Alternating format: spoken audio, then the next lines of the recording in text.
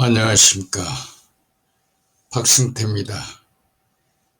오늘은 라이프 사이클에 관한 얘기를 하고 싶습니다. 생물마다 사실은 라이프 사이클이 특이합니다. 사람의 경우는 그냥 아기로 태어나서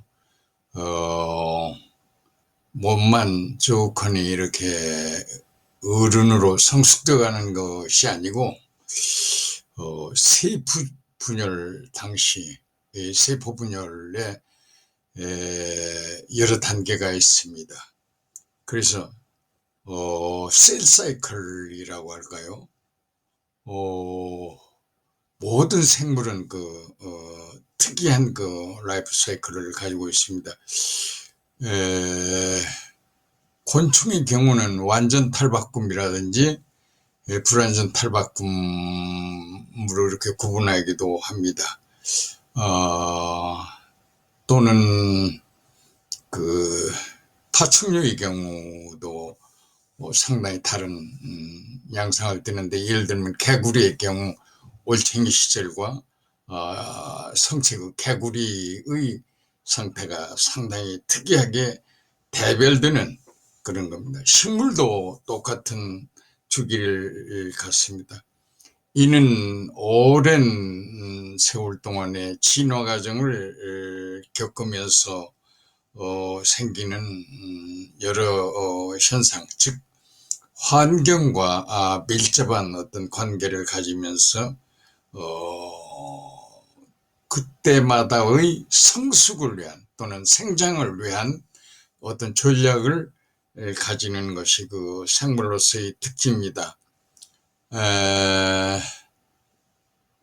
비교적 균류 같은 버섯이라든지 이끼라든지 이런 것들도 역시 마찬가지로 상당히 주기가 달라집니다. 예를 들어 이끼를 보면 자실체의 경우와 또는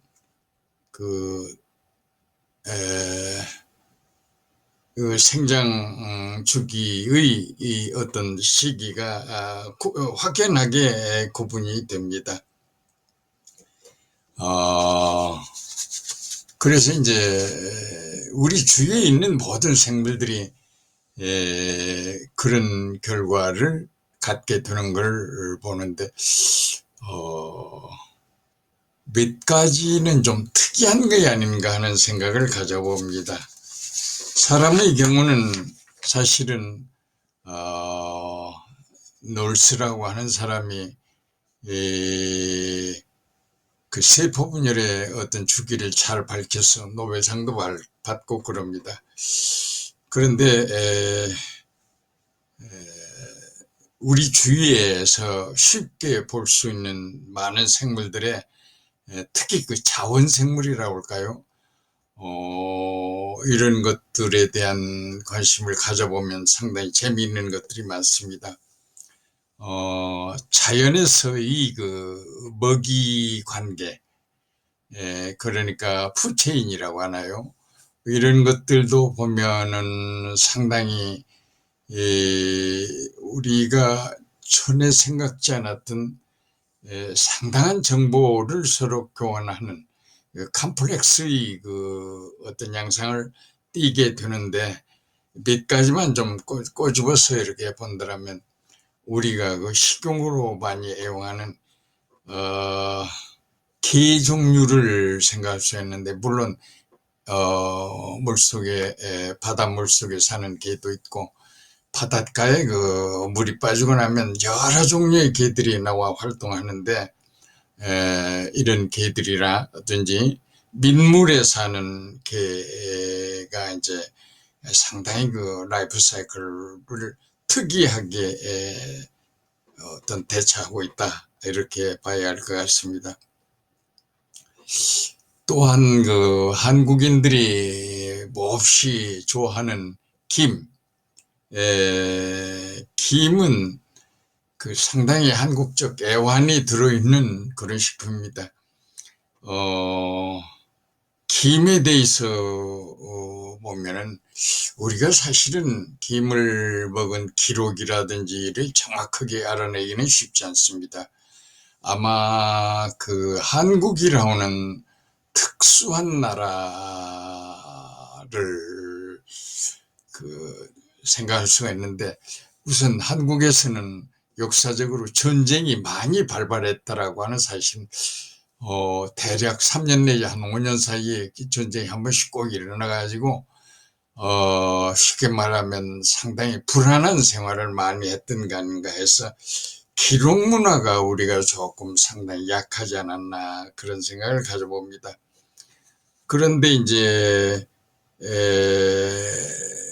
그 기록 문화의 부족은 그런 쪽에 대한 어떤 전문가 집단이 많아야 하는데, 우리가 그런 인력을 확보하고 살아왔던 그런 나라는 아닌 것 같습니다.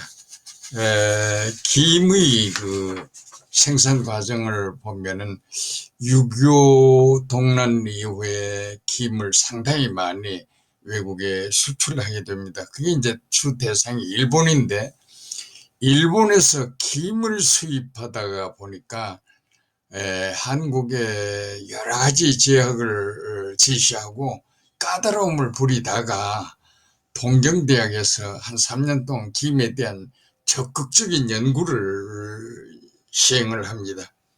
그래서 이제 김의 역사가 상당히 달라지는데, 김의 씨, 종자가 되는 그런 사상체가 꼭, 그 패류, 조갑팽이 속으로 들어갔다 나와야 김이 성숙한다라는 사실을 알게 됩니다. 그래서 이제 한국이 거꾸로,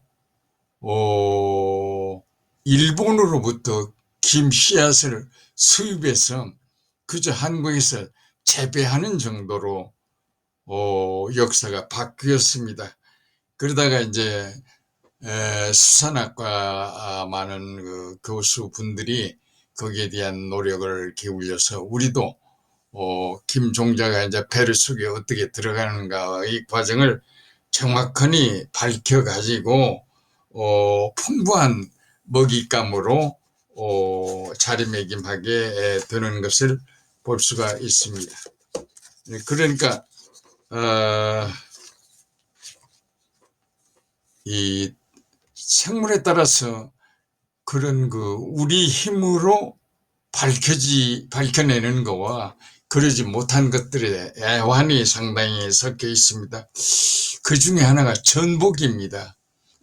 전복은 상당히 그 육질이 좋고 영양도 풍부하고 해서 전복 생산에 대한 관심을 상당히 많이 갖고, 전복 양식에 대한 기대를 가졌으나 전복이 먹잇감이 시기별로 다른 걸 정확하게 밝혀내지를 못하고 상당히 어려움을 많이 겪어왔습니다. 그러다가 이제 시기별로 전복의 먹이를 밝혀냄으로써 양식의 원리를 확실히 알고 풍부하게 재배해서 상당히 지금은 좋은 먹잇감으로 자리매김을 하게 됩니다. 또 한 가지가 김이다. 보통 바닷개도 많습니다. 여러 가지 바닷개가 있고, 소련산 개 같은 것은 상당히 먹을거리가 많아서 많은 일화를 남기게 되는데, 우리나라의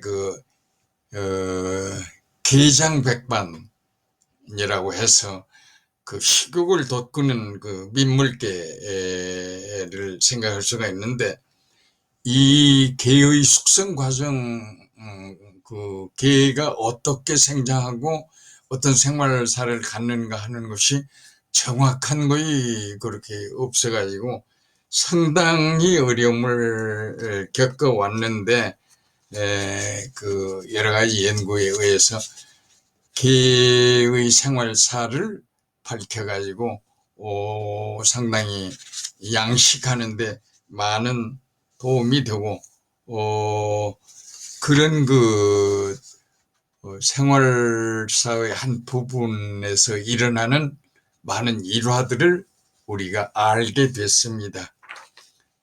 기생백반의 그 대상이 되는 민물개는 생태학적으로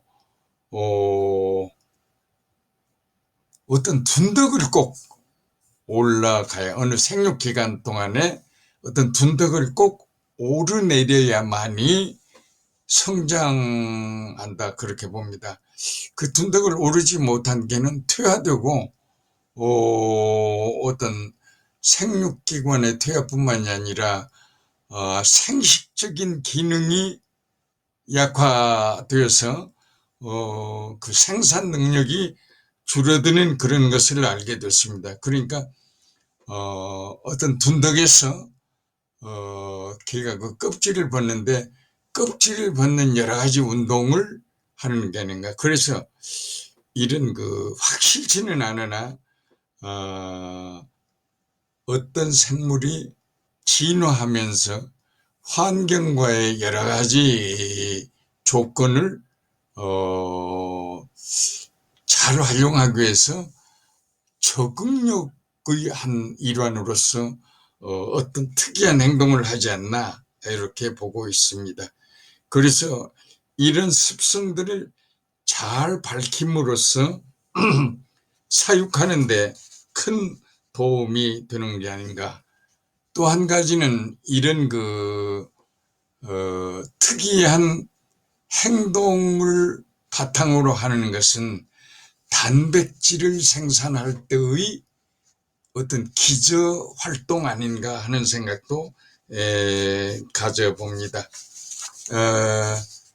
그 지구상에는 단백질 종류가 한 1억 종류 가까이, 모든 생물의 단백질이 각각 다르고, 사람의 경우에는 그 단백질이 한 20가지 정도의 특이한 성질을 갖는데, 아주 쉽게 DNA의 그 정보를 RNA가 전사해 가지고, 그 RNA가 리보솜이라고 하는 세포의 한 올게니, 즉 그 어떤 기관을 이용해서 단백질로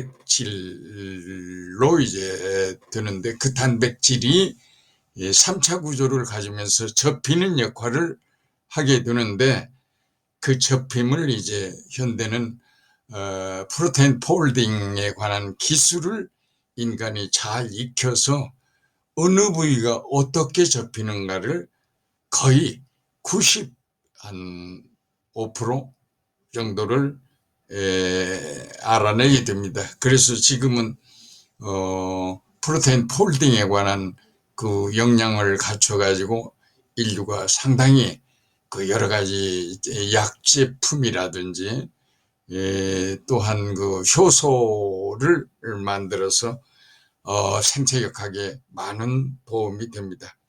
그래서 우리는 생물에 이렇게 이용하는 이 사이클을 잘 보면 여러 가지를 알아내게 될 수 있고, 진화 과정과 환경과의 조화로운 생명 현상의 하나가 아닌가 하는 생각을 가져보고, 각 생물이 그 생육 조건과 환경과의 밀접한 관계를 잘 이용하는 하나의 통로의 과정 아닌가 생각합니다. 대단히 감사합니다.